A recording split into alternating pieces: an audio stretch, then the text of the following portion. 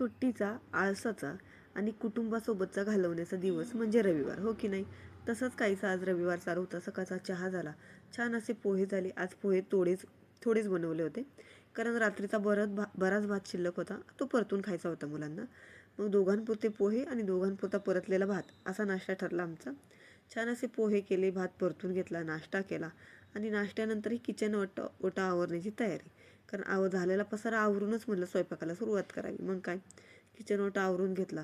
भात राहिलेला मी काढून ठेवला डिशमध्ये आणि झाकून ठेवला आणि बाकीच्या कामाला. सगळ्यात जास्त अवघड काय असतं माहिती का? जाळीभर घासलेली भांडी मांडण्याचं काम सगळ्यात अवघड वाटतं बरं का. मला फार कंटाळा येतो भांडी मांडण्याचा. भांडी मांडून घेतली, नाश्त्याची झालेली भांडी घासून घेतली. आता जरी थोडी भांडी वाटत असली जाळीत, तरी ती फक्त नाश्त्याचीच आहेत बरं का. छानसा किचन ओटा आवरून घेतला आणि परत खराब करण्याच्या तयारीला लागले, म्हणजे स्वयंपाकाला लागले.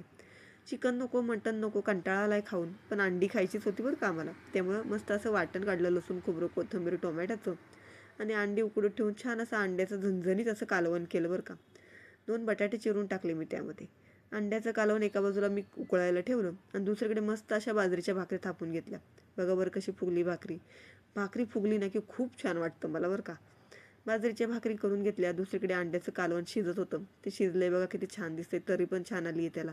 आणि इंद्रायणीचा भात. आहा, यापेक्षा भारी आणखीन काय